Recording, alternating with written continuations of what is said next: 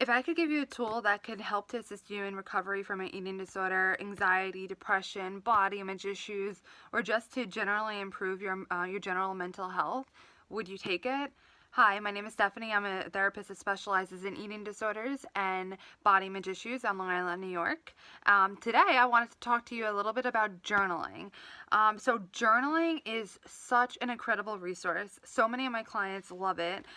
They didn't always, which is pretty interesting. But I wanted to talk to you a little bit about that. And if it's not your type of style, please just give me this video, and I think I could change your mind. So what I want to first preface by saying is that journaling can be used in so many ways. So the first thing that I think a lot of people think about when journaling is like, oh, a dear diary, today I did this or that or whatever.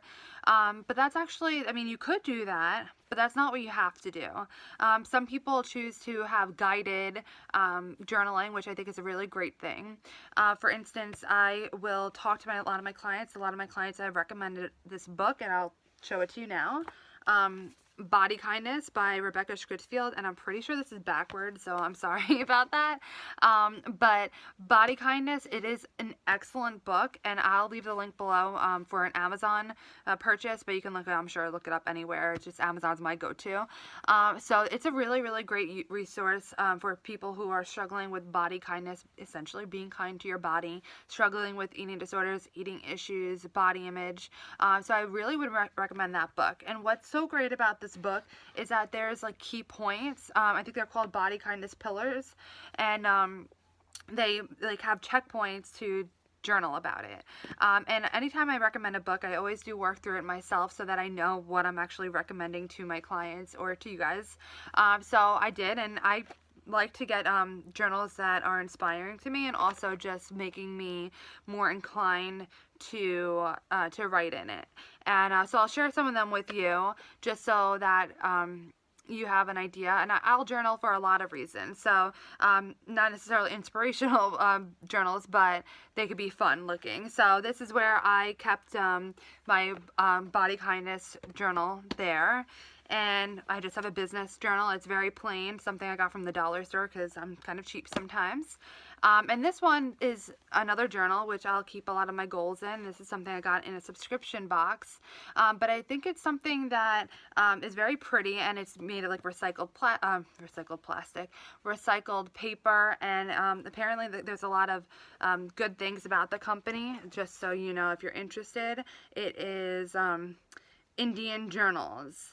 That is the name of the company. So you can look it up if you're interested in that. But what I would suggest, the whole purpose of all of that was to get a journal that is just useful for you.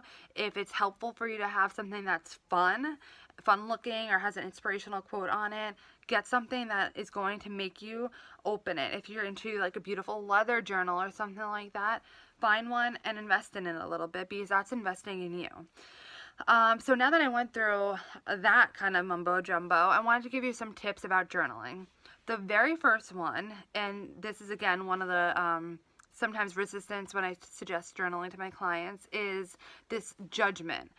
So one, I would really, really encourage you when you're journaling to write as though no one will ever see that. This is your journal. It's not something that you have to worry about other people reading, hopefully at least. But when you're writing it with the idea that no one else will see it.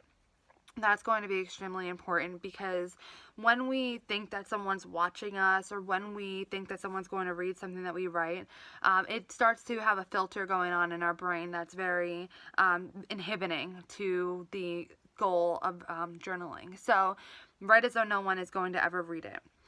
Two, don't worry about grammar. So it's just your book. No one's going to be grading it. No one's going to be judging it. Who cares if you're writing in like text phrases, and instead of writing YOU for you, you're doing you, or if you like to make it pretty, instead of writing like the word I, you could just draw a picture of an eye. I mean, all those things, and make it yours, because that is it. What it is, it's yours. 3, journaling can be anything. So what I said before, a lot of people think that, oh, it's just a dear diary, this is what I did today. Sure, it can be that, But journaling literally could be anything. It could be you putting a bunch of post-its that you write down like thoughts and ideas throughout the day. You put that in your journal. And then sometimes it's drawing, and sometimes it's just scribbling to get frustration out or anything like that. Sometimes it's just, you know, making a colorful picture, color coding things, or all these types of things, making songs, lyrics to something, poems. Journaling can be anything. It does not have to be even the same every single day. If you're feeling very creative one day and you think that you want to express yourself in a picture, do it. If you're really feeling that there's just so much going on and you just need to get it out very quickly, write it. I mean, whatever you need to do, just jot down words that remind you of how you feel. Anything. There's no rules, and that's something so important to remember. 4, and the last one, again, not an all-inclusive list, choose what to do with the aftermath. So what that means is that a lot of my clients will also write it as though they're going to be judging themselves afterwards. So what I would say, and this is going to be personal for everyone, and everyone's going to choose something different. One, you may not want to read it back. And I would suggest to a lot of my clients anyway not to read it back to themselves, because usually there's just such judgment, and it's like, oh, you might feel like you're cringing and all of that stuff. So again, that just gets disrupting to the journaling process and all the benefits that you could get from journaling. So decide whether or not you're going to read it back. I would suggest just going forward, if that's something that you think you may feeling weird about it or judging yourself about it. So then just turn the page and don't go back. You can even rip it up and, you know, throw it out if you don't want to read it. It's just sometimes good to get it out on paper, so you don't even have to read it at all. If you want to just put it down and keep it there so that one day you could see where you came from, then do that. Anything. You don't have, again, no rules. This is what's so awesome about journaling, because you can use that tool in any way you want. And a lot of my clients that were initially resistant to it absolutely love it. And a lot of times also in therapy sessions, because therapy doesn't end when the 45 minutes is up or the hour is up.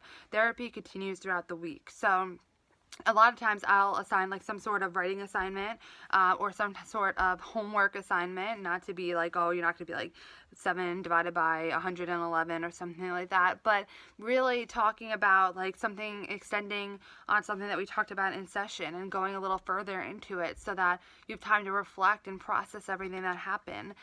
So that's also another way that I like to use journals with my clients, and they can let me read that the next time. They could read it to me.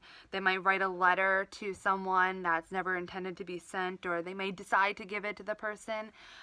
What's just so wonderful about journaling is that it really, I know I said this like 2 other times in this video, it's going to be my 3rd time, 3rd time's the charm.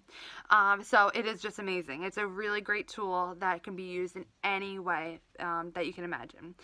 So my question today is, do you keep a journal? If so, say yes or no in the comments below.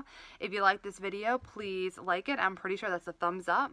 And please subscribe to my channel if you're interested in learning more about eating disorders, eating issues, body image issues, or just general mental health, or to learn tools that can help you, again, in any of those issues or just general mental health. I talk a lot about those types of things, and I hope to see you in my next video. Again, I forgot to say this, and I keep doing that.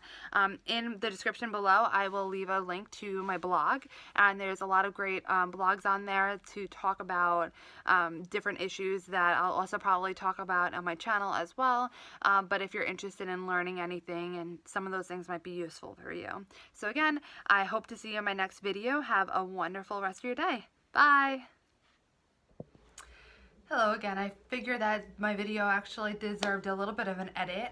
I wanted to prove to you that I actually put my money where my mouth is. Not only did you see my personal journals that I use for various parts of my life or improvement in my life, I actually offer journals to all my clients. At the intake, I always make sure that they go home with a journal to really start the process of everything that I think is so helpful about journaling. So I decided to show you a couple of the ones that I have here for my clients, but these are not all inclusive. It's just kind of a couple just to show that I actually do put my money where my mouth is. Some cool ones that they can all pick their own. These are just some of the to represent each style that I have. But that's something that I just wanted to add into this video to let you know that it's really, I find it so useful to not only myself but to my clients, and I really always emphasize how important it is for everyone, because I think there's so much that could come from it, and that's just really why I wanted to insert this little clip. So again, have a great day. Bye.